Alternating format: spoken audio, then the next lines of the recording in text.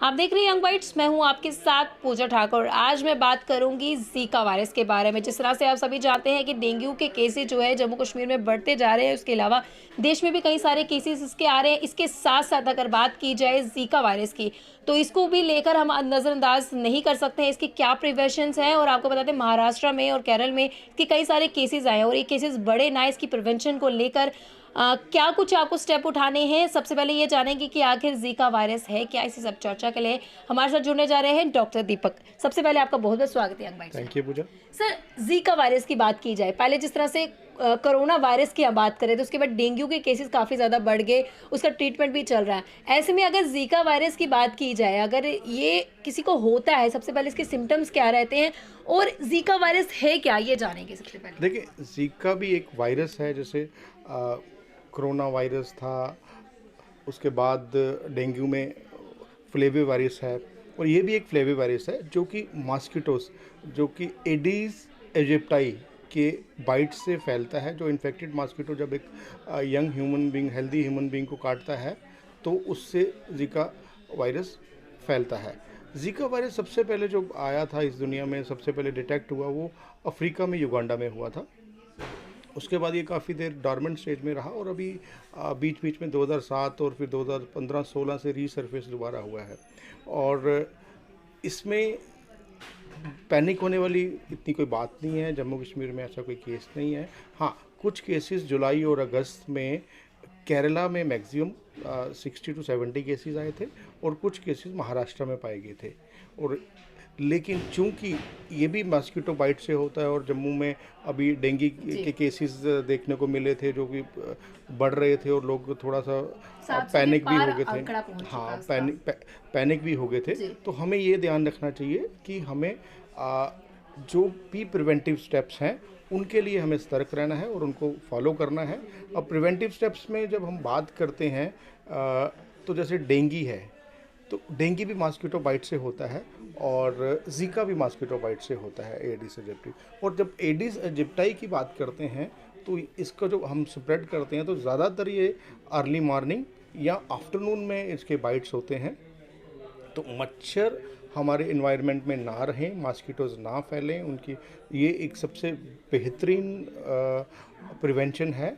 और उसके लिए हमें जो मच्छरों के लिए जो हेल्दी इन्वायरमेंट है उसको अवॉइड करना है, वो सबसे क्रिएट बड़ी ना बात हो। सर ये है कि चाहे जीका वायरस हो, चाहे डेंगू क्यों ना हो, सबसे पहले हमें प्रिवेंशन मॉस्किटो से करनी। जिस तरह से आपने कहा कि मॉस्किटो से प्रिवेंशन करनी है, इसको लेकर हमें क्या क्या स्टेप जो है उठाने चाहिए। जिस तरह से कई सारा मार्केट में वो ट्यूब वगैरह भी आती है, ओडोमॉस वगैरह, या उसके अलावा आते हैं जिससे हम प्रोटेक्ट कर देखिए, सकें वो खुद तो को। है कि आपको मॉस्किटो बाइट से प्रिवेंट करने के लिए है, वो भी एक स्टेप है।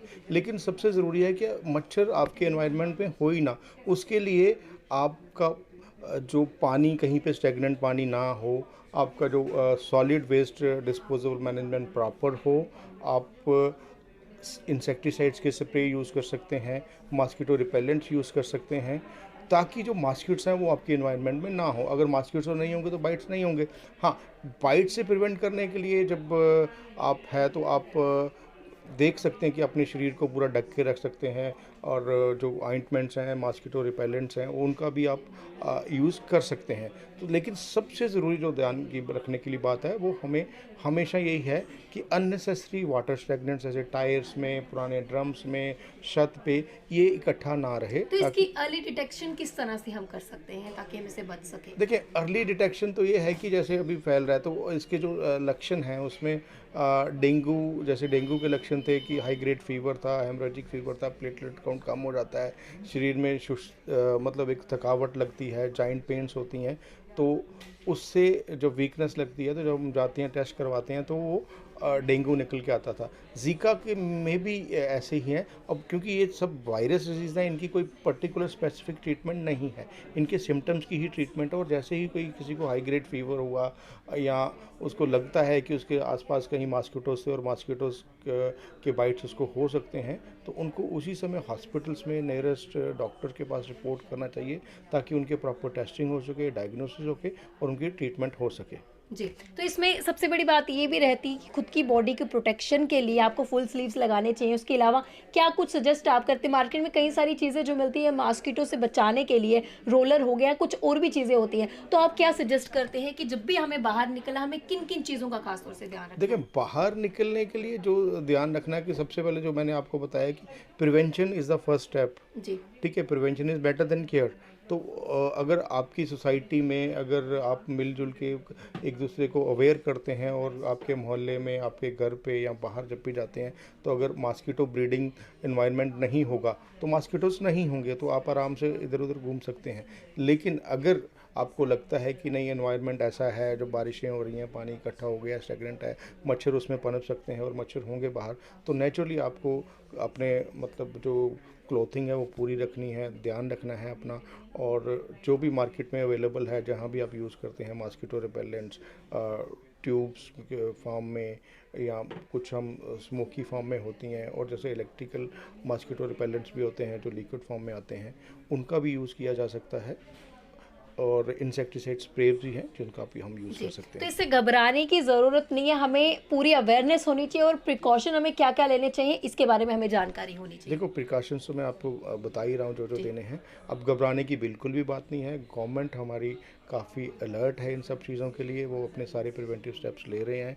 और जम्मू म्यूनसिपैलिटी, हमारा मलेरिया डिपार्टमेंट, हेल्थ डिपार्टमेंट लोगों को अवेयर कर रहा है। इसमें आम पब्लिक को अवेयरनेस चाहिए, और आम पब्लिक का सहयोग से हेल्थ डिपार्टमेंट अपने टारगेट्स अचीव कर सकते हैं। जी। और डेंगू या ज़ीका तो अभी है नहीं, ज़ीका के लिए तो अवेयर कर रहे हैं हम, लेकिन डेंगू जैसी बीमारी को हम दूर भगा सकते हैं।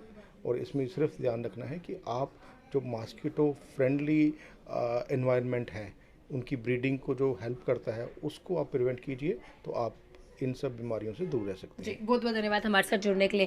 तो इस प्रोग्राम में हमारे साथ डॉक्टर दीपक जुड़े थे, जिन्होंने बताया कि आखिर ज़ीका वायरस है क्या और इससे किस तरह से प्रिवेंशन हमें करनी चाहिए। इसके साथ-साथ डेंगू के बारे में भी इन्होंने बताया कि हमें किस तरह के प्रिकॉशन जो लेने चाहिए, ज़ीका वायरस हमें नुकसान ना पहुँचा सके और डेंगू जो है हमें नुकसान ना पहुँचा सके, इसके लिए हमें पहले से प्रिकॉशन लेने चाहिए और इसकी अवेयरनेस हमें लोगों में फैलानी चाहिए, ताकि आने वाले समय में इसके केसेज़ जो हैं वो ना बढ़ें। अगली अपडेट लेकर फिर मैं हाज़िर होंगी, तब तक के लिए आप देखते रहिए Young Bites. Video journalist Rajiv Gupta के साथ मैं पूजा ठाकुर, यंग बाइट्स जम्मू।